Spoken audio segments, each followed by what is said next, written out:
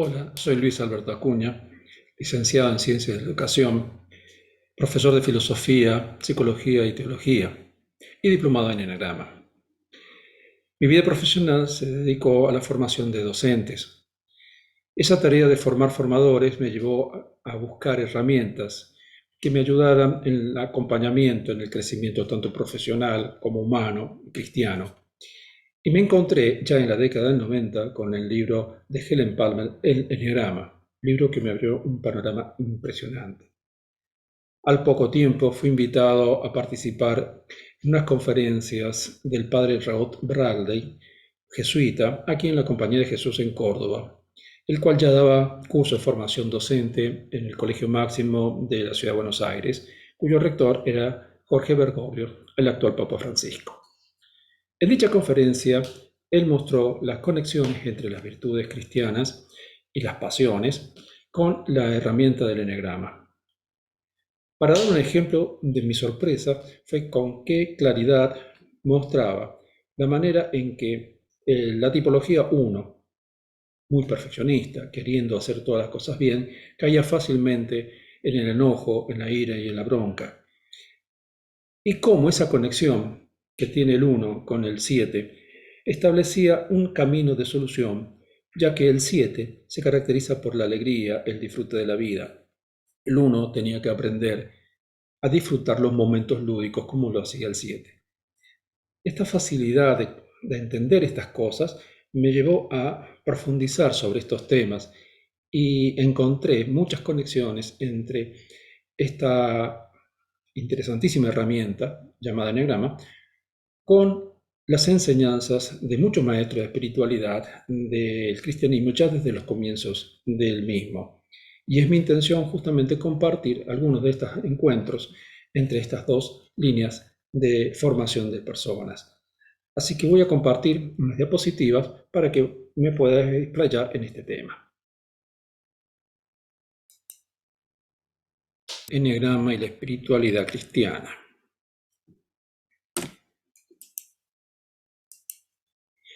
Vamos a encontrar que hay muchos elementos en común entre lo que propone el eneagrama como crecimiento personal y lo que propone la espiritualidad cristiana también en el crecimiento de las virtudes. Desde el comienzo, ya en la Sagrada Escritura, en el Nuevo Testamento, en las cartas de San Pablo, comienza a perfilarse las características del hombre nuevo. El ser humano, el seguidor de Jesús, está invitado a reproducir la imagen de Jesús, el Hijo de Dios. Entonces, San Pablo propone transformar la propia mente acorde a los designios de Dios. Y para eso somos invitados a dejar las obras de la carne, como son el libertinaje, los odios, las discordias, celos, las iras, la envidia, y desarrollar los frutos del Espíritu: amor, alegría, mansedumbre, dominio de sí. En otras cartas, como Efesio, en Colosense, insiste en despojarnos del hombre viejo, con sus pasiones desordenadas, sus malos deseos, cólera, ira, maldad, etc., y revestirse del hombre nuevo, de la misericordia, de la bondad, de la mansedumbre. Ya en el primer siglo del cristianismo van apareciendo maestros de espiritualidad, comenzando lo que llamamos la era patrística en el siglo II en adelante. Aparece Evagrio Póntico en el siglo IV con su obra Los 8 espíritus malvados. Usa la palabra espíritus malvados como un equivalente a demonios, pero simultáneamente también como logismoi o pensamientos perturbadores. En la cosmovisión de la época, los espíritus malvados o demonios eran la causa de todos los males, enfermedades, calamidades, terremotos. Indica que estos espíritus observaban la conducta del hombre y a partir de eso atacaban de acuerdo al vicio o pensamiento dominante en cada ser humano. Hace una lista de esos espíritus malvados, y fíjense que lujuria, gula, avaricia, ira, etc., son muy similares a los que encontramos en la descripción del eneagrama visto desde lo que llamamos el centro emocional según Helen Palmer, ¿no? Ahí en ese desarrollo establece muy claramente las distinciones similares a lo que llamó los espíritus malvados Evagrio Póntico. Es tomado por los padres del desierto y transmitido entre otros autores como Casiano, San Agustín, Dionisio Areopagita, Máximo el Confesor, y van cada vez usando las expresiones de vicios capitales y virtudes capitales. Así aparece entonces Gregorio Magno, que toma de Casiano y altera un poco el orden y lo reduce a 7. Ya entrando en el periodo escolástico, San Bernardo va profundizando el tema en su obra Sentencias y analiza el desarrollo psicológico de la maldad. Hugo de San Víctor profundiza el tema del orgullo, la envidia, la cólera. Santo Tomás de Aquino, en su gran obra, la Suma Teológica, hace la distinción entre 5 vicios espirituales: soberbia, por ejemplo, asedia, ira, vanagloria, envidia, y los vicios carnales, la gula y la lujuria. Pero recién en el siglo XIII queda fijada la lista de los 7 pecados capitales, como hoy los conocemos. A partir del siglo XV en adelante surge la mística española en un contexto del surgimiento del humanismo, en una gran crisis que provoca la Reforma Protestante y su reacción, la Contrarreforma. Entonces las órdenes religiosas de la época, dominicos, franciscanos, agustinos y también jesuitas, que están involucrados en estos temas. Aparecen estos místicos tan importantes como Santa Teresa de Ávila y San Juan de la Cruz. San Ignacio de Loyola, en su genialidad de los ejercicios espirituales, trata el tema de los pecados capitales y hay que mirarlo a las 7 virtudes contrarias a estos pecados. Pero aconseja no detenerse en analizar todo, sino en aquello que es el más dominante. Hace la distinción sobre la consolación y la desolación. La consolación es la presencia de la esperanza, la fe, la caridad, la alegría, que son signos de que algo es de Dios. En contraposición con la oscuridad del alma, que es la turbación, la inquietud, la agitación y las tentaciones. No se siente la presencia de Dios. Esto lleva a lo que llamamos la noche oscura del alma, como que Dios lo ha abandonado. Pero no se trata de pecado. Y no es que se esté deprimido. Bueno, esta es la base en la que se van a fundar los jesuitas en la década del 70 del siglo pasado para organizar los seminarios y cursos sobre el tema de eneagrama. San Juan de la Cruz, a finales del siglo XVI, místico, que en él confluyen muchas corrientes. La mística de elevación, que él escribe el libro de la subida al Monte Carmelo, la mística de la introspección, que es la conversión de uno mismo, la mística de la luz, que es la iluminación opuesta a las tinieblas, la mística intelectualista y la mística afectiva. Ha impregnado su tarea de la influencia del neoplatonismo, como también la influencia del aristotelismo escolástico. O sea, San Juan de la Cruz hace una tremenda síntesis entre el aporte de la cultura helenista y el núcleo bíblico de la patrística. En sus obras La Noche Oscura o La Subida al Monte Carmelo encontramos, en La Noche Oscura, el tema de la purgación activa y pasiva de los sentidos, la purificación activa y pasiva del espíritu y la unión íntima, como dando pasos para la superación de las pasiones y la adquisición de las virtudes. En la subida al Monte Carmelo, usando la simbología de un camino espiritual, subiendo un cerro con las dificultades de las piedras, senderos, espinas, caídas, va proponiendo entonces un orden sobre el tema de los pecados capitales. Sabemos, soberbia, avaricia, lujuria, ira, gula, etc. Ahora, repetimos, la noche oscura no es sinónimo de pecado, sino de sentir la ausencia de Dios. ¿Dónde estabas, amado mío? Te buscaba y no te encontraba. Es parte del camino espiritual de todo creyente y sufre porque no comete pecado, sin embargo siente que Dios no lo oye. En la modernidad empezamos a tener un cambio de paradigma. La cultura se transforma. Se deja de lado la fe y se pone en el pedestal a la razón. Se habla de la diosa razón, de una crisis de la experiencia religiosa, donde se ve la religión como algo de segunda categoría, no racional. Entonces hay un enfrentamiento muy fuerte entre la cultura y la fe. Aparece San Francisco de Sales y en su obra Introducción a la vida devota invita a las familias, a los ciudadanos, a las cortes, o sea, no necesariamente al hombre consagrado, al sacerdote, a la religiosa, sino a cualquier ser humano cristiano, a crecer en las virtudes. Y ahí empieza a distinguir, por ejemplo, en la tercera parte del libro, las diferentes virtudes cristianas a practicar. También alude a los pecados básicos: cólera, envidia, codicia, vanagloria, tristeza. Y contrapone, como ustedes verán, a la vanagloria la humildad, a la ira la mansedumbre, paciencia, a la soberbia la humildad y la afabilidad.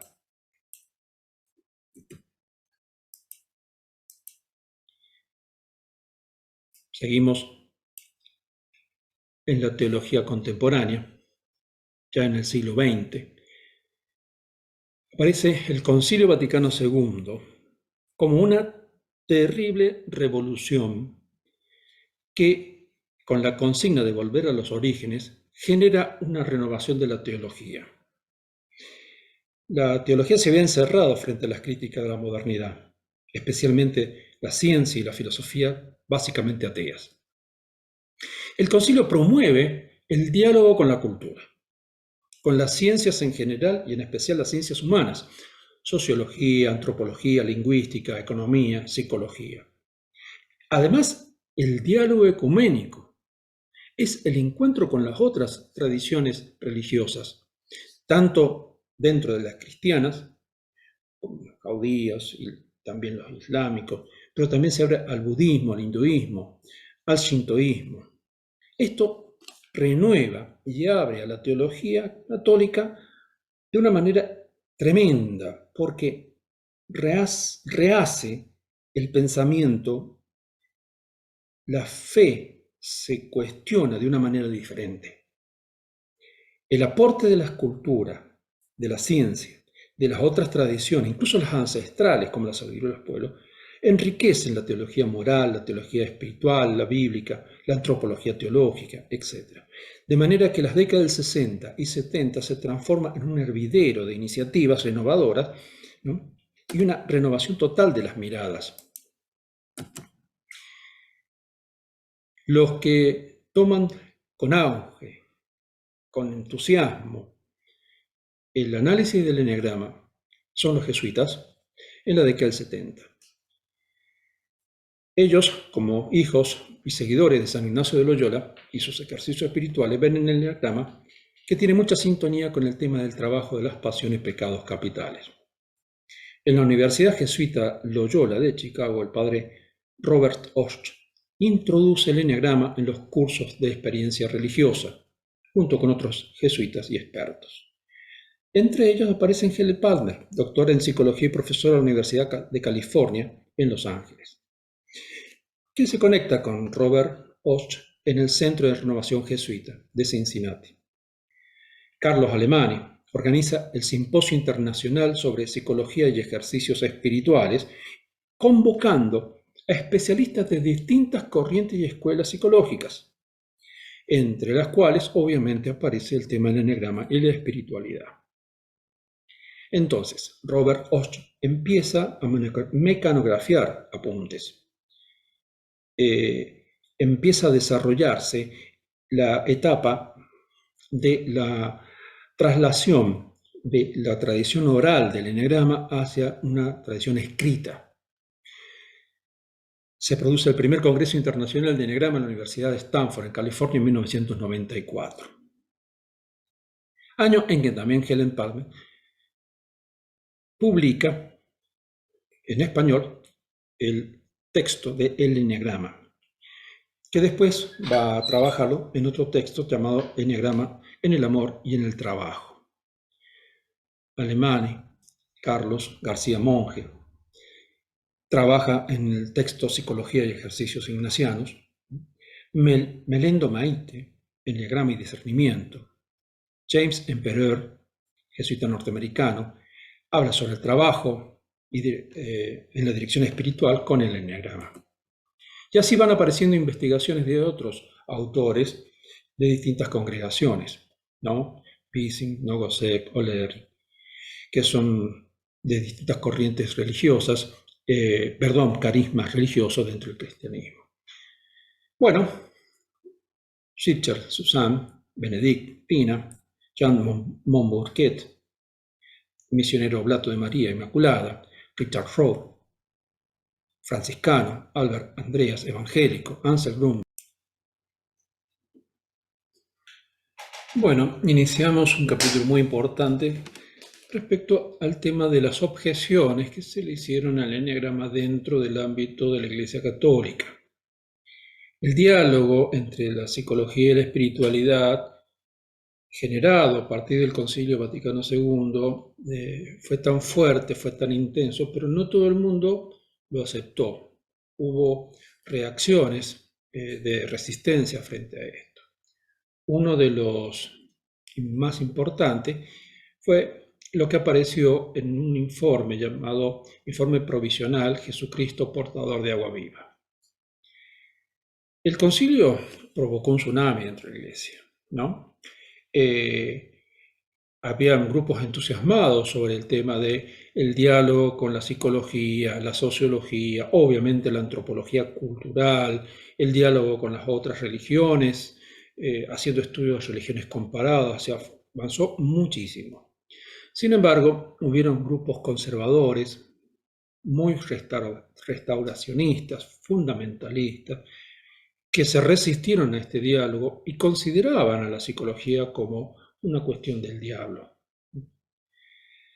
Esta resistencia al diálogo con las sabidurías nacidas en otras culturas o tradiciones religiosas también influyeron. En los últimos años del pontificado del Papa Juan Pablo II, en un tiempo que ya el Papa estaba enfermo, muy mal de salud, asustados por el crecimiento de las sectas de diversos tipos en los territorios tradicionalmente católicos, surge la iniciativa de una cruzada contra la nueva era. Entonces, en el comienzo del siglo XXI, una comisión de estudios elaboró un documento base, es decir, como un informe provisional, para después generar un nuevo documento de mayor jerarquía. Este documento, como dijimos, se llama Jesucristo Portador de Agua Viva. En el prefacio de dicho documento dice: el estudio es un informe provisional. Es fruto de la reflexión común del grupo de trabajo sobre movimientos religiosos. Por tanto, no es un documento de máxima jerarquía, como lo puede ser una carta apostólica o una encíclica, y menos una constitución apostólica. Esta diferencia es importante saberlo para diferenciar el distinto grado de fuerza de verdad, de discutible o no, que tiene un documento. En el prefacio afirma luego que van dirigidas estas reflexiones a los encargados de la labor pastoral para explicar las diferentes corrientes dentro de la nueva era y las diferencias con el cristianismo. Los redactores esperan que esta obra estimule en realidad otros estudios, ¿no?, que fomenten el discernimiento, y creo que este trabajo puede colaborar en algo. El capítulo primero, que se titula ¿Qué tipo de reflexión?, dice: este documento no pretende proporcionar un conjunto exhaustivo de respuestas. Es una investigación a comprender la nueva era y establecer un diálogo. Y como dije, no terminó en la elaboración de un documento de mayor valor dogmático, si se quiere. En el punto 1.5, dice la nueva era y la fe católica, en el contexto de señalar al gnosticismo como una corriente heterodoxa del cristianismo, que aún hoy es vigente, da como ejemplo el enneagrama y dice: un ejemplo de esto puede verse en el enneagrama, un instrumento para el análisis caracterial según 9 tipos, que cuando se utiliza como medio de desarrollo personal desarrolla ambigüedad en la doctrina y en la vivencia de la fe cristiana. Y acá hay que ver varios errores. El documento no explica por qué es incluido en el párrafo gnosticismo. Por otro lado, se lo acusa de introducir ambigüedad en la doctrina y en la vivencia de la fe cristiana. Acusación que no se fundamenta. No hay argumentos, no hay alusión a investigaciones, ni se especifica a qué puntos doctrinales ni a qué vivencias cristianas se refiere. El problema de este documento es que acusa o declara peligroso el enneagrama sin fundamentar. Y mucha gente lo lee con un carácter de autoridad indiscutible. No se objeta. Es un gravísimo error metodológico y en honor a la verdad se acusa a algo sin fundamentos. En el glosario incluye el término enneagrama y dice: enneagrama, del griego enea, 9, grama, signo. El nombre designa un diagrama compuesto por un círculo con 9 puntos en su circunferencia, unidos entre sí por un triángulo y un hexágono circunscripto. Originalmente se utilizó para adivinación, pero recientemente se ha popularizado como símbolo de un sistema de tipología de personalidad que consta de 9 tipos caracterológicos básicos. Se hizo popular tras la publicación del libro de enneagrama de Helen Palmer, pero la autora reconoce su deuda con el médico y pensador esotérico ruso Gurdjieff, el psicólogo chileno Claudio Naranjo y el autor Oscar Ichazo, fundador de Arica. El origen del enneagrama permanece envuelto en el misterio, si bien algunos reconocen el origen en la tradición sufí. Esta descripción se afirma sin fundamentar, pero genera desconfianza. Por un lado, originalmente se utilizó para adivinación. No fundamenta cómo, en qué casos. No se reconoce el valor profesional de Helen Palmer como doctora en psicología y profesora de la universidad, ni de Claudio Naranjo, que sabemos que es doctor en medicina, psiquiatra, psicólogo gestáltico. Es decir, no se reconoce o no se quiere reconocer el nivel profesional y académico y científico de los grandes maestros del enneagrama. En el caso de Gurdjieff, ese pensador esotérico, ese concepto esotérico, el mismo texto en el glosario lo describe del siguiente modo: esoterismo, del griego es esótero, lo que hay en el interior, designa generalmente un conjunto de conocimientos antiguos y ocultos accesible a solo grupos de iniciados, guardianes de las verdades ocultas, que es un proceso de iniciación que conduce al conocimiento de una realidad meramente externa, superficial, hasta una verdad interior, mediante un proceso que despierta la conciencia a un nivel más profundo. Y las personas son invitadas a emprender un viaje interior para descubrir la chispa divina que hay dentro de ellas. En este contexto, la salvación coincide con el descubrimiento del yo. Veamos. Hay algo que la mayoría de los católicos no conocen. En los primeros siglos, los 3 primeros siglos por lo menos, por ejemplo, los postulantes a bautizarse no eran autorizados a participar de la Eucaristía, porque era la participación en los misterios. O sea que también había un conocimiento que solo era para los entendidos. Era una experiencia esotérica en las primeras comunidades cristianas. Por eso el término esotérico en Gurdjieff es adecuado, porque aparte proviene una tradición del conocimiento en el enneagrama que solamente es oral y se lo custodia muchísimo, ¿no?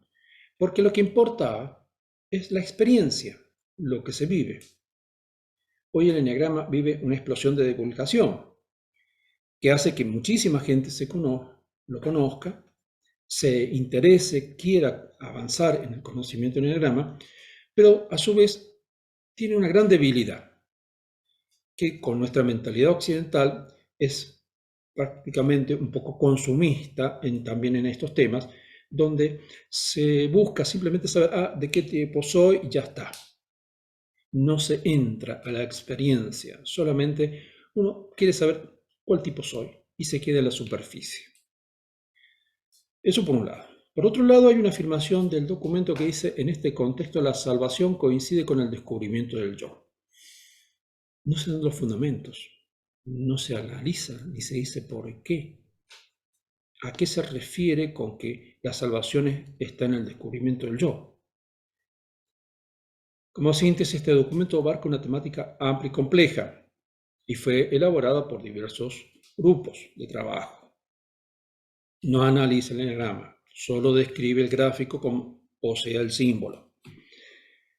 Alude muy sintéticamente y sin análisis al origen en Occidente.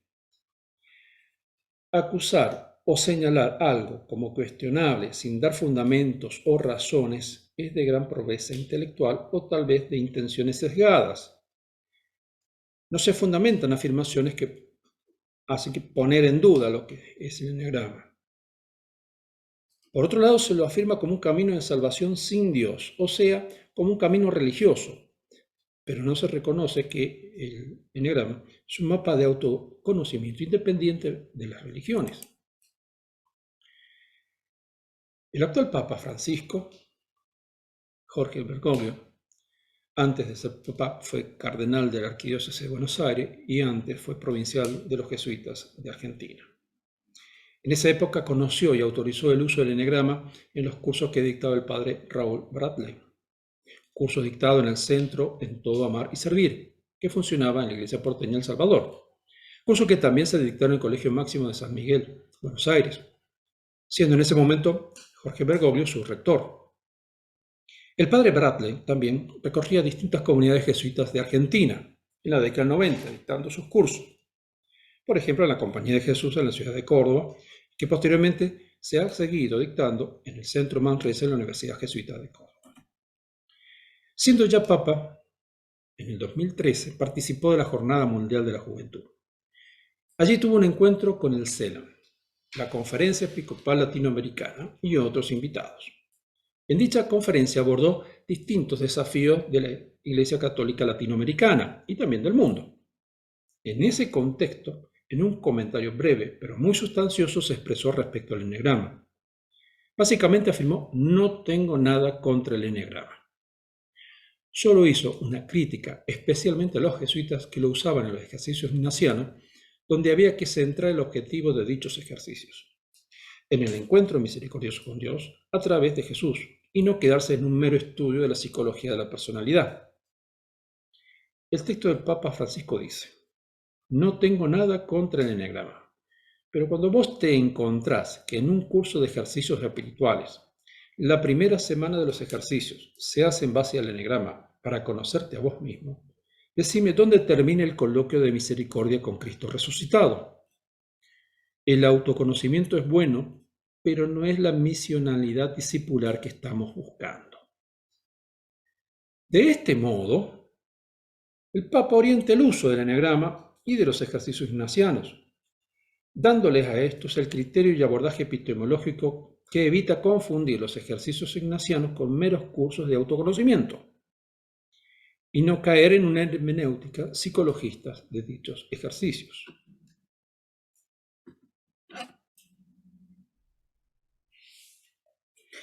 Bueno, para ir finalizando, vamos a presentar unos ejemplos de cómo se puede trabajar el eneagrama y la espiritualidad cristiana. Uno de los grandes autores que ha trabajado últimamente ese tema es Anselm Grun.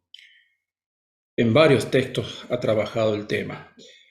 Uno de ellos toma a Evagrio Póntico en el texto de Nuestras propias sombras, tentaciones, complejos y limitaciones. Este monje benedictino es teólogo, psicólogo, formador de líderes y escritor de libros de espiritualidad.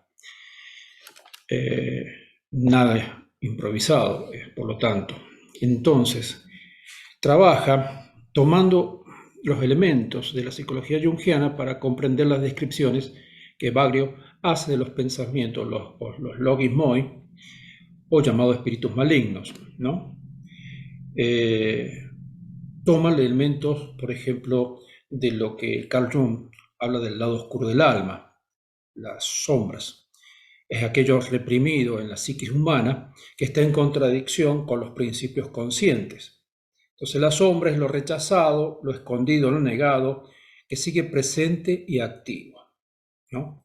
Entonces eso ayuda a comprender el problema que San Pablo plantea en la carta a los Romanos en el capítulo 7, sobre ese enemigo interior. Ansel Grum, en el texto entonces de Nuestras propias sombras, alude, fíjense, a la gula, la lujuria, la codicia o avaricia, tristeza, ira, asedia, ¿no? 8. Pero después, en otro texto, La sabiduría de los padres del desierto, trabaja el tema de la envidia. Como verán, son los que presentamos como las pasiones del eneagrama. Y hace una descripción de estas sombras, o logis moi, digamos que de acuerdo a la experiencia de los monjes contemplativos, ¿no? Bueno, la descripción de cómo enfrentarlo y solucionar esos problemas. Comparado con lo que Helen Palmer presentó en el texto del eneagrama, bueno, el centro emocional, de acuerdo al enfoque de Helen Palmer, justamente trabaja el tema de las pasiones o vicios. Fíjense, el 1 la cólera, el 2 la soberbia, el 3 la falsedad, el 4 la envidia, el 5 la avaricia, el 6 la cobardía, el 7 la gula, el 8 la lujuria y la pereza o desidia, el 9, ¿no? Es importante aclarar una cosa, que esta mera alusión es, digamos, simplemente un enunciado, porque el texto de Helen Palmer vale la pena un análisis muy minucioso, pero simplemente está presentado como complemento o contracara del trabajo que hace Ansel Grum sobre las pasiones, ¿no? Otros autores cristianos trabajan con la herramienta del eneagrama, entre ellos Richard Rohr, franciscano, ¿no? Eber Andreas, evangélico, en un trabajo conjunto en el texto El eneagrama y los 9 rostros del alma. También otro texto que merece un análisis tranquilo, una lectura saboreada, sapiencial, porque es muy interesante cómo van relacionando los aportes del eneagrama con la espiritualidad cristiana.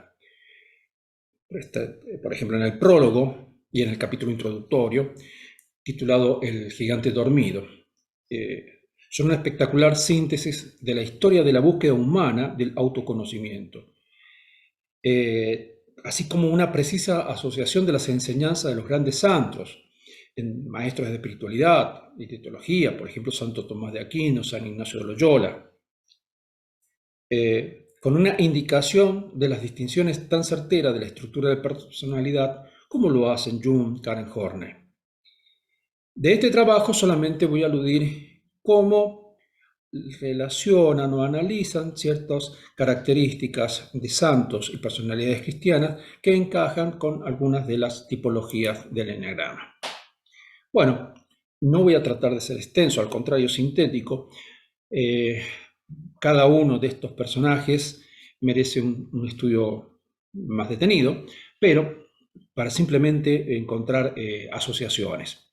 La tipología 1, San Pablo, famoso fariseo, convencido y militante, arrogante, intransigente, perseguidor de cristianos.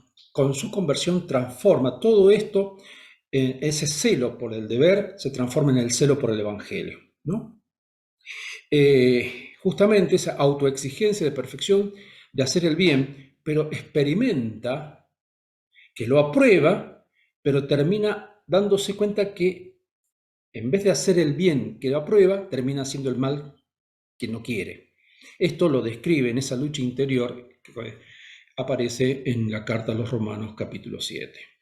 San Ignacio de Loyola, otro gran uno, creador de la Compañía de Jesús, en su principio fue caballero navarro, deja las armas para hacerse soldado de Cristo, es el creador de los ejercicios espirituales, donde plantea la purificación de los propios pecados y el discernimiento de espíritu. Es interesante cómo ya ahí analiza con exactitud y escrupulosidad, ¿no?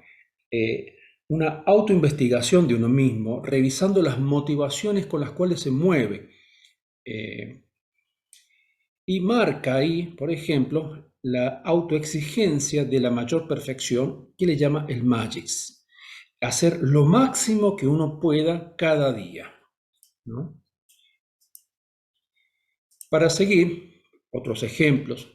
Famoso, Teresa de Calcuta, la misericordia con el más vulnerable, fundadora de las Misioneras de la Caridad, recoge nacidos desechados, expósitos, moribundos, recibe el Premio Nobel de la Paz en Oslo en 1979.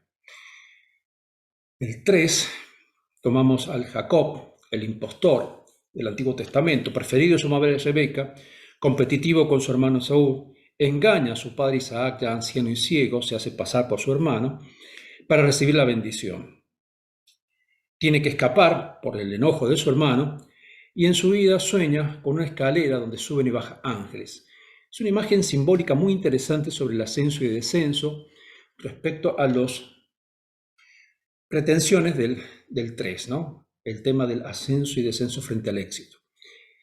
Al intentar reconciliarse con el hermano, justamente la noche anterior, junto al Jordán, se enfrenta con un desconocido, con el cual lucha y termina siendo herido en el nervio ciático. Cuando el extraño se aleja, le pide que le diga el nombre. Sin embargo, el extraño es el que le da el nombre a él, se lo cambia de Jacob, que significa el estafador, a Israel, ¿no? El luchador de Dios. En la Sagrada Escritura se interpreta que ese ser que luchó contra Jacob sería un enviado de Dios, un ángel. En los 4, la Sulamita, la amante del rey del Cantar de los Cantares. Todo el texto es una poesía apasionada, romántica y nostálgica, de un amor que se pierde por momentos, ¿no? Maravilloso para leer en muchos de sus párrafos. Jeremías, con sus lamentos, se estremece con su dolorosa misión y experimenta su soledad como modelo de soledad de Dios ante la lejanía e infidelidad de Israel, ¿no? Sus quejas son tremendas. Está el libro de las Lamentaciones, justamente. Un típico 5, Tomás, el apóstol escéptico, que él no va a creer en la resurrección de Jesús si él no mete el dedo en la llaga. Fíjense que aquí, en el texto del Evangelio, hablo de que Jesús no permite que María Magdalena, una típica 2, lo toque, ¿no? Toma una distancia de los dos, que son muy proclives al acercamiento, pero en cambio sí le permite y exige al racionalista Tomás el contacto corporal que al 5 le cuesta. Pedro es un 6, ¿no? Está dispuesto a morir a Jesús, sin embargo, llegado el momento, se acobarda y emprende la huida. Termina negándolo. En momentos del inicio del cristianismo, tiene un problema con San Pablo, que está relatado en la carta a los Gálatas, donde Pedro se relaciona con los paganos cristianos, tomando conducta de ellos, pero frente a la llegada de judeocristianos le da escrúpulos, temores y cambia de conducta. Entonces esta ambigüedad es cuestionada por San Pablo, esta inseguridad propia de un 6, pero termina su vida como un mártir, ¿no? Y como dice la tradición, pidió ser crucificado cabeza abajo. Ahora, un 6 muy interesante es Monseñor Oscar Romero, arzobispo de Salvador, que inicialmente es un misántropo, refinado conservador, ratón de biblioteca, irresoluto, identificado con el sistema. Así fueron descritos al principio sus conductas. Pero una vez que fue nombrado ya primado de la Iglesia de El Salvador, empieza a poner contacto con el mundo campesino y con el asesinato de los sacerdotes jesuitas y catequistas monaguillos del pueblo de Aguilares, él empieza a hacer una transformación. Los soldados profanan la iglesia, Romero retira las hostias consagradas y allí recibe una metralla de advertencia. Poco a poco entonces se hace la voz del pueblo salvadoreño, que molesta al la élite gobernante de la época y termina asesinado el 24 de marzo de 1980. Hoy, ya sabemos, es declarado santo. Un 7, San Francisco de Asís, ¿no? En su juventud, rey de la fiesta, ávido de placeres, huyendo de sí mismo, se aleja de los enfermos de lepra, pero finalmente, después de su conversión, empieza a hacer todo un replanteo. Cuando él estaba lleno de pecados, decía, me parecía repugnante y amargo contemplar a los leprosos, el propio del repudio natural contra lo que es feo y desagradable del 7, pero dice, el Señor me condujo entre ellos y yo me comporté misericordiosamente con ellos. Antes me parecía repugnante y amargo y se convirtió en dulzura para el alma y el cuerpo. Y muchos relatos testifican que al final de su vida hablaba con los pájaros y las flores y decía que al final él hablaba y saludaba a su hermana la muerte. El 8, un ejemplo bíblico es Sansón, prototipo de héroe, rebosante de robustez, un ciclón de aventura, nada piadoso, mujeriego, muy inteligente. Dicen que de joven desgarró un león. Al casarse con una muchacha filistea, mata a 30 de ellos, pues quisieron engañarlo, ¿no? Habla también de que asesinó a 1000 filisteos con la quijada de un asno. Después se enamora de Dalila, quien, sobornada por los jefes filisteos, le pide que descubran cuál es la causa de la fortaleza de Sansón y que es su cabellera. Cuando queda dormido, le cortan el pelo y le arrancan los ojos. Y pasado el tiempo, al crecerle el pelo en una fiesta, atado a las columnas del salón, las derrumba y mata a 3000 filisteos. Un 9, muy importante para la Iglesia Católica, es Juan 23, el Papa que nadie creía capaz de nada. Lo eligieron como una transición, pues el cónclave no se decidía. Este Papa bueno, de familia pobre y campesina, que no tenía intenciones de crecer en la cúpula de la iglesia, sin embargo, terminó siendo el famoso Papa bueno. Le hubiera gustado ser un cura rural. Sin embargo, sus dotes de mediación lo llevaron a muchas misiones diplomáticas en Bulgaria, mediador entre la Iglesia Católica y los ortodoxos y musulmanes. En la Segunda Guerra Mundial salvó a más de 200.000 judíos, otorgándole falsas actas de bautismo. Convoca, fíjense, al Concilio Vaticano II. Con su sencillez abre ese concilio que transformó totalmente a la Iglesia. Y una de sus encíclicas más importantes es la encíclica Pacem Terris. Fíjese el título, La paz en la tierra, la reconciliación y la deposición de las armas. Bien, esto es una simple descripción de cómo se puede usar el enagrama para conocer a las personas, en este caso santos y hombres importantes. Otro autor, Carlos Rafael Cabarrús, también jesuita guatemalteco, formador de futuros maestros de novicio, escribió un texto llamado Bitácora de los Caminantes, donde da una guía, le llamó guía psicohistórico-espiritual. En ese texto, además de montones de herramientas para el crecimiento de la persona humana, trabaja, usando el eneagrama, para el conocimiento de los posibles candidatos a la vida religiosa, pero también usa esa herramienta para descubrir cómo a veces nos aferramos a fetiches de Dios, que así le llama. Entonces, pequeños dioses que nos fabricamos a partir de nuestros miedos y compulsiones. Entonces, ahí tenemos al Dios perfeccionista de los unos, amante de las leyes y las normas indiscutibles, el Dios sádico de los dos, que exigen siempre el anonadamiento, cueste lo que cueste, el negociante exitoso del 3 que se hace la imagen de un Dios que pide obras, ¿no?, que destaquen, entonces una mirada mercantilista con Dios. Un Dios intimista y exclusivo del 4, ¿no?, que se refugia en los sentimientos y en las vivencias interiores. Un Dios manipulable, abarcable con los conocimientos, intelectualizado, a partir del conocimiento teológico, de los dogmas, del típico del 5. Un juez implacable de los 6, lleno de miedos el 6, miedo al castigo y sobre todo en lo que respecta a la sexualidad. Un Dios hedonista del 7. ¿En qué sentido? Estamos hablando fetiches de Dios, no del Dios verdadero, sino de esas fabricaciones mentales que uno se hace respecto a Dios, ¿no?, que teme abrazarse al aspecto doloroso de la muerte de Jesús y solamente se centra en la resurrección, en lo pascual, ¿no? No quiere ver el sufrimiento. Entonces, y elude el compromiso y las consecuencias del compromiso.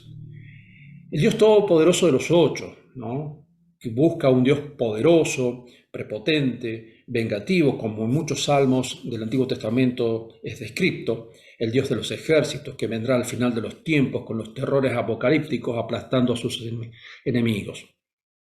Y el Dios de los 9, el fetiche del 9, un Dios de la falsa conciliación y la falsa paz.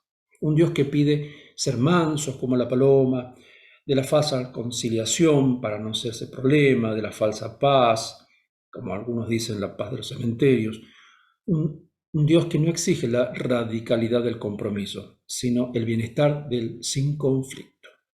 Bueno, esta descripción rápida sobre los fetiches de Dios está, bueno, como un ejemplo, pero que es interesante el uso de esto para un trabajo de exploración y profundización de las propias experiencias religiosas que se puede hacer en un contexto de un retiro espiritual, donde cada creyente se examine a sí mismo y evalúe realmente cuál es la propia imagen de Dios que se ha fabricado.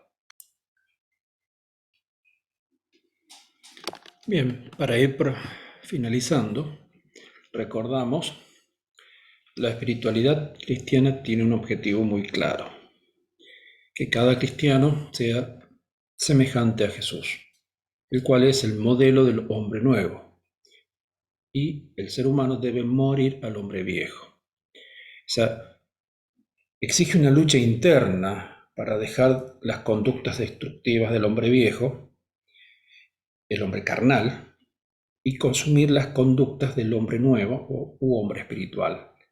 San Pablo, en distintas cartas, trabaja este tema. Es muy interesante el uso de dos términos griegos, sarkikos y sarkinos. Sarkikos significa manejado por las pasiones. Y sarkinos significa ser frágil, falible. Ambos aspectos caracterizan, describen al hombre viejo, al hombre carnal. Claro, la fragilidad, la debilidad inherente a la condición humana hace que sea fácilmente manejable por las pasiones.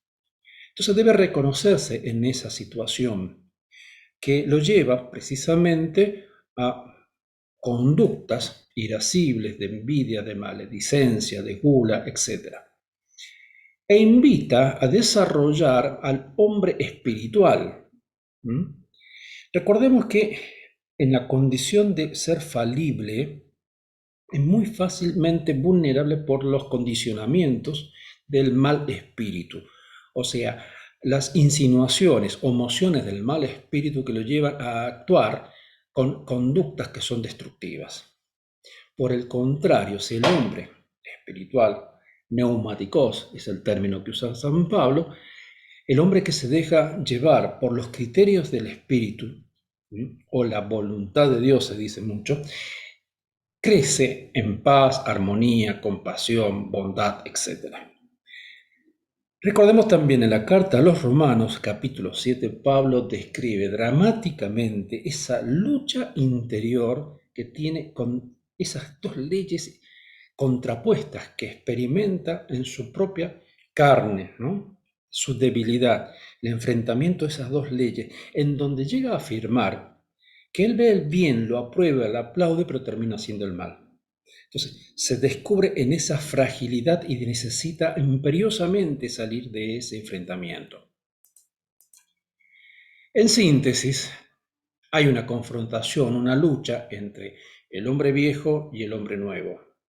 La ley de la carne, sarkinos y sárquicos, versus la ley del espíritu, neumáticos.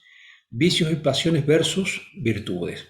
La herramienta del enagrama presenta esta contraposición, ¿no? De hecho, describe en los distintos gráficos esta oposición, ¿no? Tenemos la ira, el orgullo, la vanidad, la envidia, la avaricia, el miedo, la gula, la lujuria, la pereza, en el enagrama de las pasiones. Pero está el de las virtudes a las cuales somos llamados a crecer. En el 1 la serenidad, 2 la humildad, 3 la veracidad, 4 la ecuanimidad, 5 el no apego, 6 la valentía, 7 la sobriedad, 8 la inocencia, 9 la justa acción. Este es el camino descrito en forma muy sintética al que estamos invitados en el desarrollo del autoconocimiento según la herramienta del enagrama. Esta lucha no se resuelve fácilmente. Lleva un largo proceso en el crecimiento del autoconocimiento que se puede asimilar a esa subida al Monte Carmelo que dice San Juan de la Cruz, en donde uno experimenta las noches oscuras. Para también hacer gráfico, a veces hay que pasar por los infiernos de Dante. En la teología de la vida espiritual se habla de tres vías: la purgativa o de purificación, la iluminativa y la unitiva. Relacionando con el enagrama, la vía purgativa es el encontrarse con la propia sombra. Es duro para el ser humano mirar la propia sombra, ¿no? Porque el enagrama es una herramienta que desnuda fácilmente lo que nos hemos ido ocultando y rechazando de nosotros mismos. Y mucha gente entonces inmediatamente les despiertan los mecanismos de defensa y reacciona contra esta herramienta, ya sea algunos atacándolo al enagrama, descalificándolo de distintas maneras, otros huyendo, no queriendo involucrarse, ¿no? Abandonando el proceso, otras desconectándose o haciéndose el muerto, es decir, el distraído, ¿no? Y no profundizar.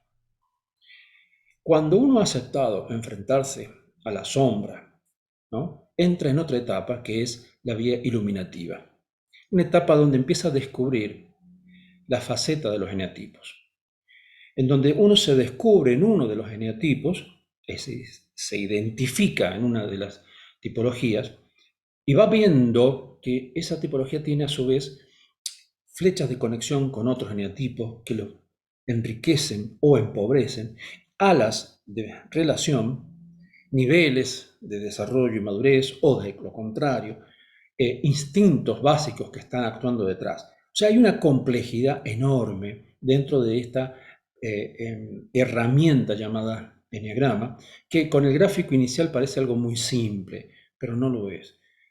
Uno lo mira en plano 2D como un círculo con gráficos internos, pero en realidad hay que entenderlo dinámicamente como una esfera donde el centro es la armonía de todo. El eneagrama es algo dinámico, algo viviente. Justamente eso es lo que se va descubriendo en la etapa unitiva, donde por un lado uno empieza a aceptarse como es y la propia sombra, se reconcilia con ella, la integra, pero empieza el proceso de desidentificación y el desarrollo de todas las facetas simultáneamente, ¿no? El eneagrama, podemos decir, que es una herramienta y un camino de crecimiento que somos invitados todos, pero muy pocos los podemos llevar adelante o hacemos el proceso. Como dice el Evangelio, muchos son los llamados y pocos los elegidos. Porque ingresar a este proceso de crecimiento implica una metanoia, un cambio mental. Hoy se puede decir como un cambio de observador. El camino por delante es largo, hay mucho por descubrir, hay una gran riqueza ante nosotros. El crecimiento interior que busca el ser humano es de todas las épocas, de todas las culturas, de todas las tradiciones religiosas, de todas las latitudes de nuestro planeta. Es una constante. La sabiduría de todos los pueblos es una mina rica en diamantes. Hay que reconocerlo, valorarlo y saborearlo y cuidarlo. Quiero decir de otra manera, que la invitación al crecimiento de las virtudes, al desarrollo humano, a la perfección, a la madurez, a la armonía, a la paz interior, no es exclusivo del cristianismo. En todos los pueblos, como decíamos, en todas las tradiciones religiosas, en todas las culturas, hay maestros de sabiduría que sugieren caminos de crecimiento para lograr este objetivo. Por eso, los cristianos estamos invitados a aplicar las enseñanzas bíblicas. Una, por ejemplo, de Juan, la carta de Juan, dice: prueben y vean si todos los espíritus son de Dios. Examinen todo y abracen lo que es bueno. Primera Tesalonicenses de San Pablo. Y esa es la invitación. Examinémoslo todo y abracemos lo que es bueno. Un gusto haber compartido con ustedes esta pasión por comprender tanto la espiritualidad cristiana como el enneagrama.